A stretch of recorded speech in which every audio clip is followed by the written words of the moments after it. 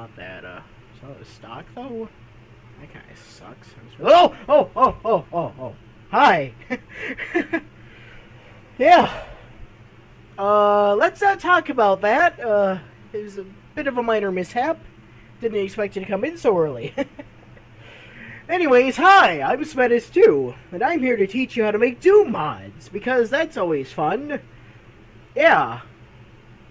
It is. You go on Google, you type in this, you click on that, you hit this, open it, extract it, and you're done. Fuck you. This step sort of implies that you have GZDoom already installed, but you go into game configurations, go into Doom 2 UDMF, as you see here. Resources should be your iWAD. I already have that set up, don't need to do any of this. Go into testing, make sure your source port of choice, of course in this case it's GZDoom. Have that set up.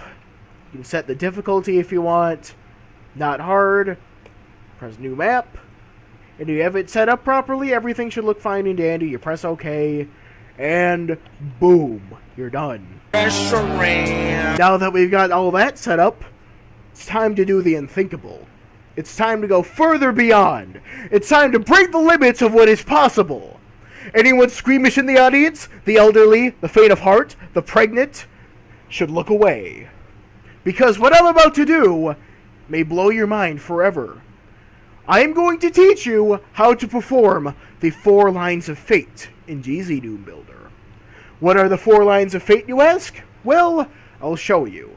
But you've got to remember, this is only for the bravest of souls, the toughest of men, the best of the best.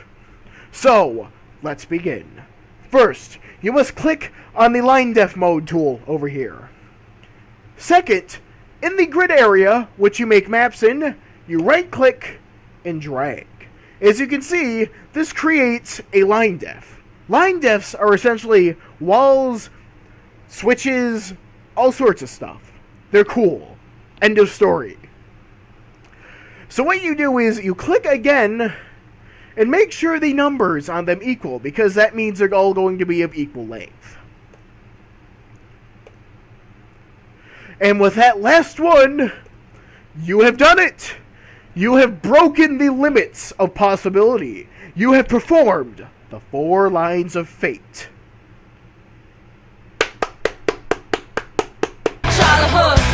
Now, the exciting part begins. Within these 4 lines of fate, you can host an array of magic and monsters, weapons, ammunition, and all the other crap that exists within the GZDoom engine. I don't know, but anyways, to begin, we must click on this. I have already clicked on it because I am superior to you in every way, but that's besides the point. You click on this, it says Things Mode, then you right-click and drag, which normally on your first launch will give you a Player 1 start. As you can see, there it is.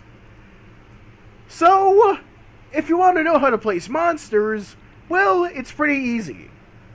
First, you create another thing, right-click on it, and when you enter this menu, go into this bright red folder. It says Monsters, and as you can see here, you have the entire Doom 2 bestiary at your disposal. And I am speaking like Christopher Walken and William Shatner's bastard offspring. But anyways, you click on one of these. I'm just going to go with a former human. Pretty easy, low HP, easy to kill with a pistol. You're going to place 3 of these. It holds the last item that you had in, like, memory. So as you can see, I don't have to keep right-clicking on them, which is very nice. I'm going to space them out to look like a weird W that's off-center. It's going to annoy me. But anyways, press Test Map, and we should begin. And that is how you play Doom like a professional. In this next step, we'll be teaching you the dark art of doors. I know a few people who still don't know how to make doors in ZDoom for some reason. It's not really that hard, but yeah, I'm not going to call any names, but yeah, a few people like Calm Person don't really know how to make doors still, and it kind of drives me nuts. But since we're here to teach you, let's try this. First, we're going to make a line def. But instead of going around it, we're going to make it overlap, like this. Gonna make it decently symmetrical. You can actually check, as you can see off to the side there. If they both equal, it's a symmetrical like path, which is cool. Next, we're going to make a smaller room. It doesn't have to even look very good. I'm just gonna do this because I'm an idiot. But yeah, I'm gonna do this. Move down. And you may have noticed I've entered visual mode. It's pretty cool, but it's a bit annoying to get used to. You move with E, S, D, and F. But once you get past that, it's pretty good. It's just a first-person thing. Hold shift to move faster. Get used to using this because you're going to be needing it a lot when you do a lot more complex mapping. But as you can see, when I use the mouse wheel here to move it down to create this doorway, it says 64 by 64 missing. So what does this mean? Well, there's no texture. So I'm going to move behind it here and double click. Well, click it twice, for lack of a better term. I'm going to leave this in because I'm lazy. I don't feel like making other cuts. So yeah, what you do is right click on it and you'll get this crazy menu. It has lots of stuff. Might be more, might be less, depending on what like map type you're using. I'm using UDMF here. So you're going to go to front and click on this. As you can see, it's going to bring up all the textures. If you're running it in like classic Doom or something, don't use any of these flats. They will look weird and probably break in game, but if you're on like ZDoom or GZDoom, you can use whatever you want. So since we're here, I'm just going to use the lava texture because it looks absolutely perfectly fitting. And it is really just the pinnacle of fine art. So now that we've done that, we got to make it actually do stuff. For doors, always make sure that it's the ceiling that comes down, because that's how it's hard-coded into the engine. So what you do here is, in UDMF, it simplifies it for you. You don't have to do the tagging system, but for those curious, I'm going to do it right now. It'll still work. You right-click on the sector. Oh yeah, I forgot to explain. Click on the square here, sectors mode. Lets you move around here, as you can see. These are all individual bits. They count as sectors. You make them move with doors and floors. Pretty self-explanatory when you get used to it, but you right-click on the door sector.